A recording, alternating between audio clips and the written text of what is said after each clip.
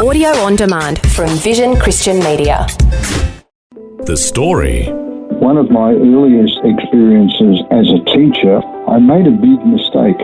There was a boy who had an accent that grated on my nerves, and just before school started, I went out into the playground to do yard duty observations, and he was complaining about losing the game. And without stopping to think, I ridiculed this boy. I can only imagine the pain that I would have caused this boy at that time. G'day, I'm Jimmy Colefax. Welcome to The Story. Well, Gary Lewis is a retired primary school teacher who's been involved in pastoral ministry and pioneered chaplaincy in Victorian schools on the Mornington Peninsula. In his life, he's had to overcome numerous obstacles. However, he's now using those valuable lessons as inspiration for the children's books he writes. Today, we'll find out how Gary is encouraging others as he shares his story. He's having a chat with Karen Hunt. Gary, welcome to the program. Thank you, Karen. Good to be here. You were an active outdoor young boy. You loved marbles, football, tadpoles, but also a tender-hearted boy and had a very creative mind.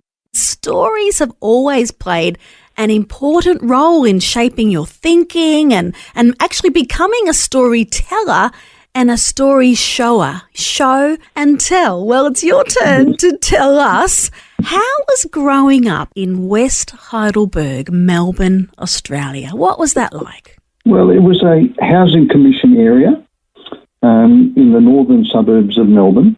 It wasn't one of the poorest areas. On one side of Bell Street in Melbourne was our area of growing up. On the other side, it was what they call the Olympic Village.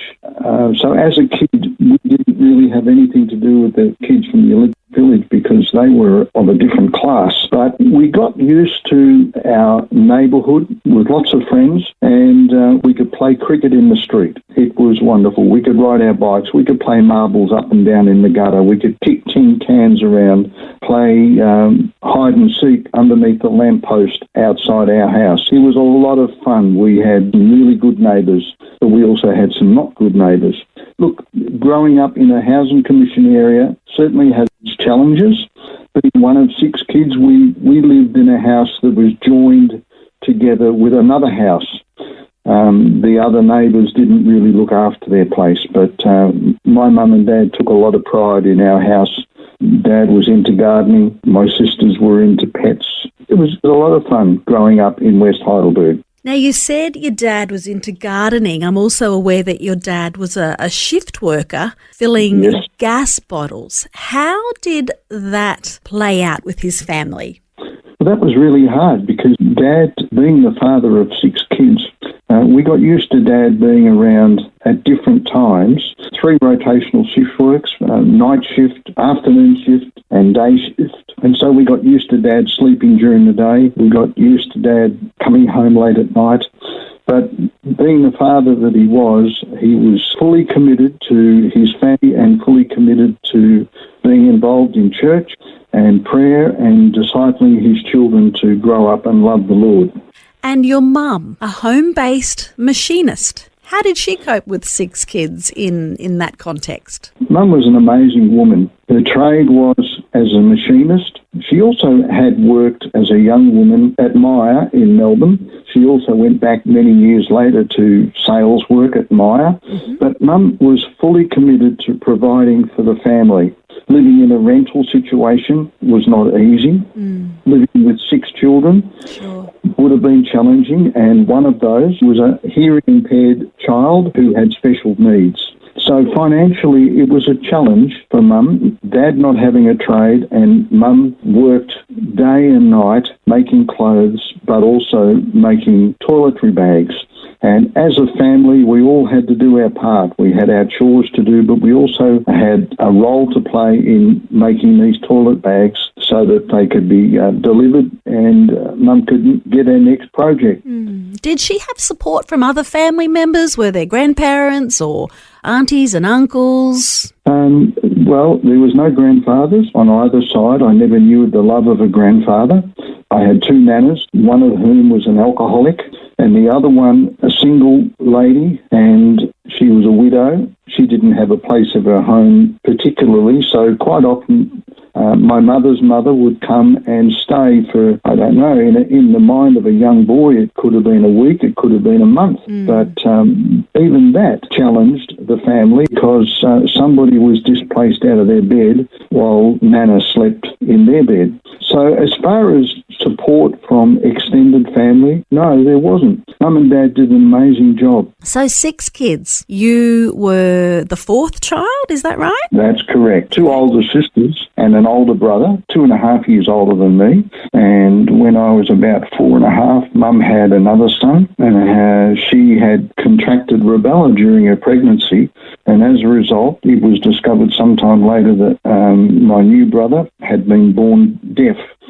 That threw me at an early age into being displaced, as after nearly 5 years of being the youngest, Yes. my younger brother, when he was diagnosed as being deaf, it threw our family. I cannot possibly imagine how my parents would have felt when they found out. The entire focus of our family shifted from just having a new little fella to care for Yes. to how do we communicate and care for this toddler who could not hear and not speak. Yes. I think looking back, my mother never got over that. I don't know whether she felt guilty or she just wasn't able to forgive herself for having a child that was hearing impaired. But it certainly was a challenge. And then about 4 years later, Mum had another son. So here I was squished as it was in the middle of 6 children and a special needs child. I was actually just thinking, in a sense, you were a middle child. How do you figure that? You were the middle one. There's a big gap from your older siblings to yourself, and then quite a gap then to the younger ones. And I imagine, did the younger boys build a buddyship together? Were you a part of that? Or Karen, I've come to the point of realising that there was a huge gap between my older brother and I. The first 3 were fairly close together.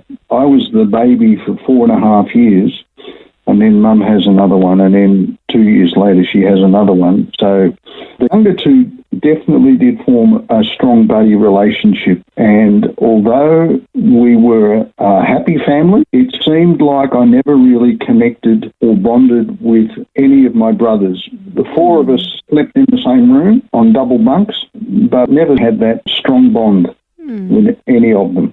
is that something that you longed for at the time, or you didn't really realise the need? No, I didn't realise at that age. It was only when I became a teenager and an adult that these things really start to play out in how I viewed myself. Sure. As a little boy, I remember Mum saying, there were lots of people when they saw you in the pram, they would look at me and say, he's clever, he's bright, he's going to shine, this lad.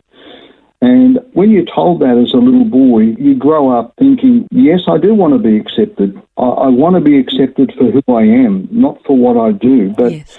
This set me out on a path of trying to please people by performing, being clever, shining as bright as I could, endeavouring to do the best that I could, but my best was never good enough for me. And I really did feel as if I was not really accepted for just being me. And this, of course, influenced my desire and attempts for sibling and peer relationships and acceptance. An example of that, I love to draw. When I say draw, I can't draw out of my head. I've got a good eye for detail and I can copy well, but I never did anything original. And then I could set out on making the dimensions and the perspective different from the original, and therefore I made it my own.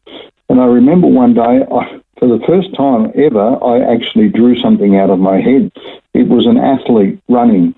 Now, I thought it looked okay, and so I went to one of my siblings seeking approval. Got the approval of the sketch, okay, but it didn't satisfy what I was really seeking. I was really seeking approval for myself and not for my drawing. And I remember to this day, I felt so upset with myself that I tore up that picture. Oh, did you? beneath the weight of my empty heart and my unrealised self-esteem. So you went through your schooling years, primary school, your high school, you worked at your local milk bar, you entered into the national service. I mean, this is all prior to your children's ministry, chaplaincy. Yes. So you've been all of these things in your lifetime, and then you have this epiphany of significance when a pastor gave you a devotional entitled The Hidden Child of the Past. Was this a bit of a life marker moment for you? This was definitely a life marker. As I read this series of notes, I actually saw myself as a child hiding in a fearful way because of something that I was required to do. It was something that confronted me enormously, and these sorts of experiences built up to the point that I started to resent my parents for the way I thought, the way I felt, the way I behaved. I even started to resent my parents for the way I looked, because I looked so much like my father. Whilst the devotion from Selwyn Hughes was powerful, it was a turning point for me. It wasn't until about 4 years later that in my devotionals, the Lord had taken me to Psalm 139. And I read that psalm and I started weeping because the Lord spoke to me and he said, in all of history, there were no two people that he could entrust the life of Gary Lewis to than Bruce and Dorothy. And that broke my heart. And as I journaled my notes in the form of a prayer, when I'd finished, the Lord said, now you send that to your parents. This will be a way of healing for you. So I decided to use my calligraphy skills and I wrote out my notes and addressed them to my mum and dad. And at the same time, I decided to record my own voice so that they would actually hear the expression. And I sent that to them. It was a wonderful life marker time of healing. It set me on the path to discovering who I was in Christ in a much more meaningful way. That would have been a very brave thing to do at that time. Well done. Thank you.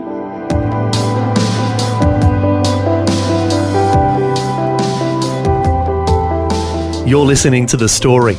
Today, Karen Hunt is chatting with children's book author Gary Lewis, who's sharing his life journey. Gary is a retired primary school teacher and continues to mentor young people and provides them resources through his writing. Some of the main themes he focuses on are value, acceptance and belonging. We'll hear more of Gary's story when we return. If this program has highlighted something you'd like prayer for, we'd love to pray for you. Call 1-800-PRAY-FOR-ME. That's 1-800-772-936. It's a free call. Or text 0401 132 888. Hi, I'm Jimmy Colefax and this is The Story. We're continuing with Karen Hunt chatting with children's author Gary Lewis, who's sharing his life journey. Before the break, Gary shared some of the challenges he faced in his childhood that have shaped some of the themes in his writing today. Next, Gary shares more of his story and what inspires him to encourage others through his books. One of my earliest experiences as a teacher, I made a big mistake which lingered in my heart and my mind for many, many, many years, 20, 30 years. If only I'd known then what I know now, this event would not have happened. There was a boy who had an accent that grated on my nerves, and he was a slightly oversized boy, a boy who was always complaining, and he always wanted to be right. And just before school started, I went out into the playground to do yard duty observations, and these group of boys were in the middle of a game, and he was complaining about losing the game. And without stopping to think, I ridiculed this boy. I can only imagine the pain that I would have caused this boy at that time.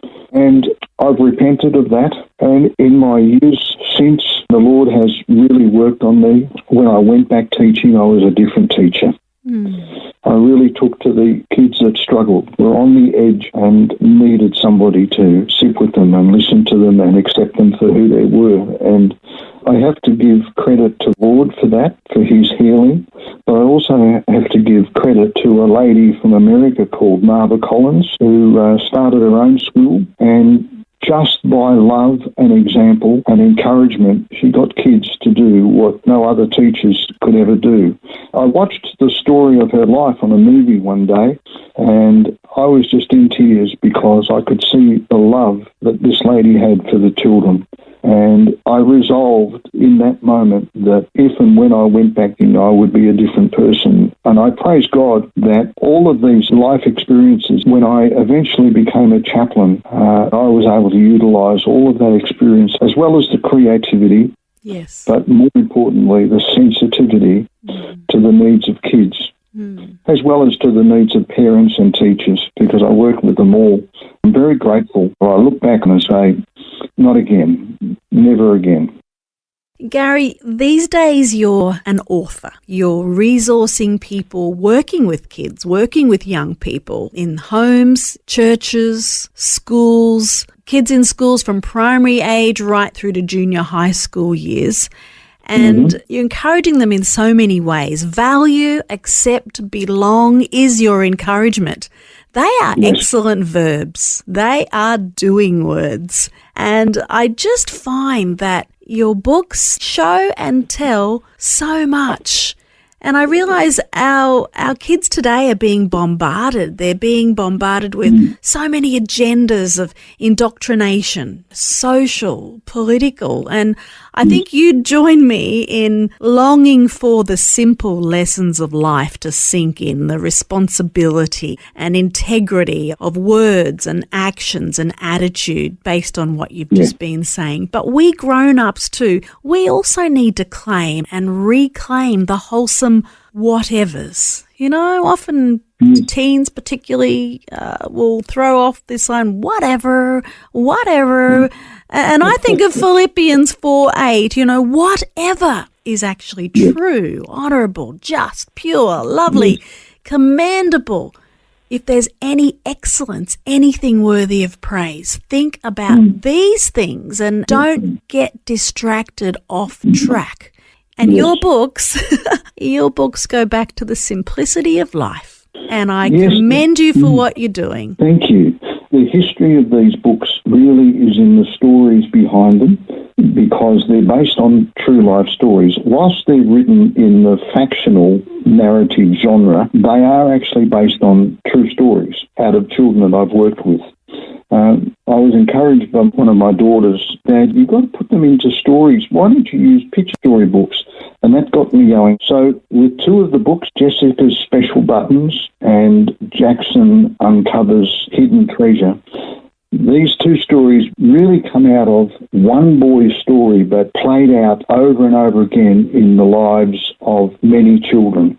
I would say that if a parent or a grandparent wanted to read one of the books to their grandchild, if they were a girl, I would say start with Jessica's Special Buttons.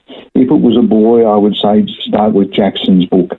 And then after a while, go to the other book, because they complement each other. They're companion books.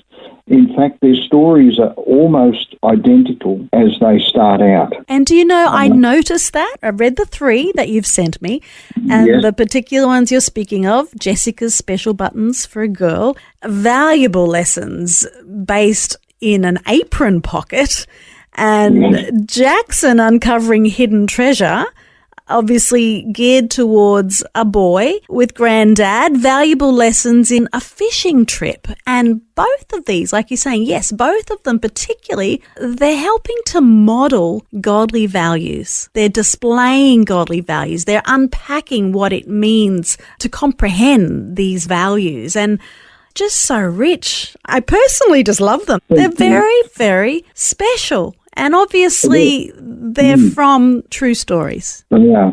They're written with an attitude of grace. I often think of the story of the woman that was caught in adultery. Jesus not only tactilely draws in the sand, surrounded by these Pharisees with rocks in their hands, one by one, you hear thud, thud, thud. And Jesus looks up and they're all gone. And he says to the woman, I'm not judging you. Go in peace and sin no more. I'm not going to judge you.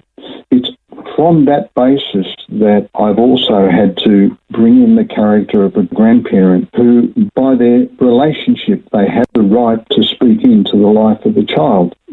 So the books not only are based on grace and truth and value and honour, but they're also tactile. In each of the stories, you will find something that the child can actually hold in their hand and look at and feel and have that tactile touch their heart in the grace and the love and the unconditional love from a grandparent. I'm looking at the back of them right now, and both of them on the back begin the same way. Like you said, Jessica felt sad, but she didn't know why. Perhaps she could talk to her grandma.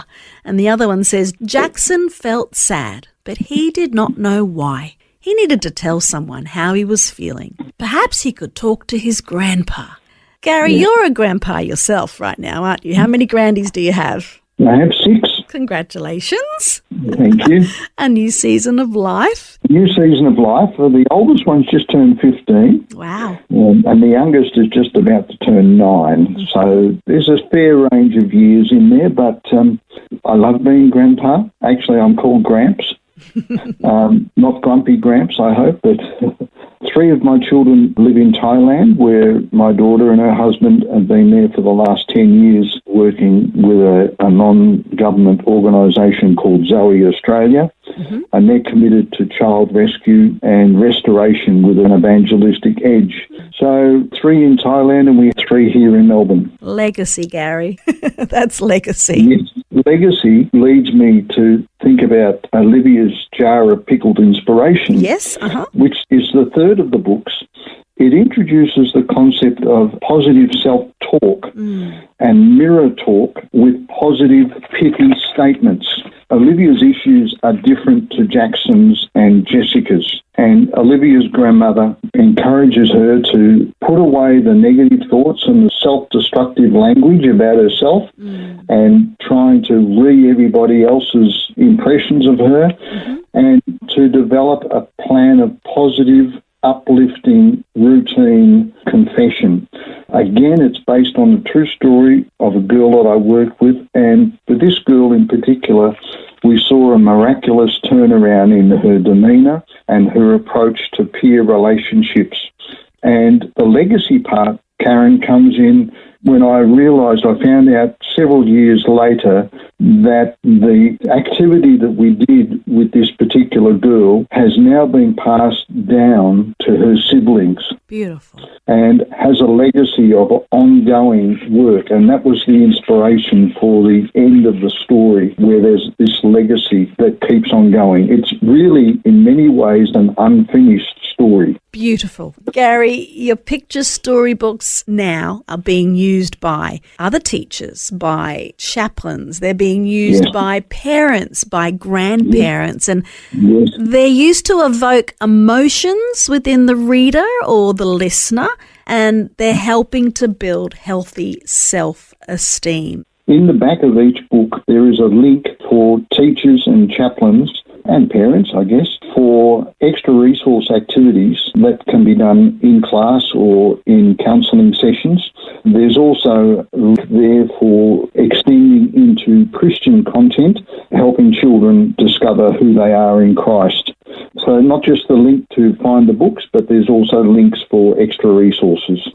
Gary, you're still teaching, you're still pastoring, you're still shepherding in your very own special way. God bless you as you continue to do so. Thanks for sharing. Thank you, Karen. That was Karen Hunt chatting with Gary Lewis, who's a retired primary school teacher. And, as we've heard, Gary's overcome numerous obstacles in his life and continues to mentor and resource young people through his writing. To learn more about Gary's encouraging children's books, you can visit his website, value-accept-belong.com. Once again, that's value-accept-belong.com. I think it's great what Gary is doing with his books, And it's so important to teach young people to see their value and feel accepted. As the Bible says in Psalm 139 regarding our value, Lord, you created my inmost being. You knit me together in my mother's womb. I praise you because you made me so wonderfully complex. Your workmanship is marvellous. How well I know it. You see, all of us are priceless treasures in God's eyes, and knowing how much he loves us makes all the difference. Well, thanks for joining us for Gary's story. I'm Jimmy Colefax, encouraging you to share your story with someone today. Next time on The Story. Rod and I got on very well, and sitting in his office chatting, because it was hot, I had a shirt on, and he saw the scar that I have down the middle of my chest, which is from open heart surgery done back in the day. So he saw the scar and he said, "What's that from?" And I said, "Oh, it was from this heart surgery I had when I was a kid." And he started crying. Pete Court had no idea at the time why a spontaneous conversation with a co-worker would have such a profound impact on both of their lives. Also, he's written a short story about this conversation that has won awards. We'll hear the full story and find out what it's all about next time. The Story. Just another way Vision is connecting faith to life. Thanks for taking time to listen to this audio on demand from Vision Christian Media. To find out more about us, go to vision.org.au.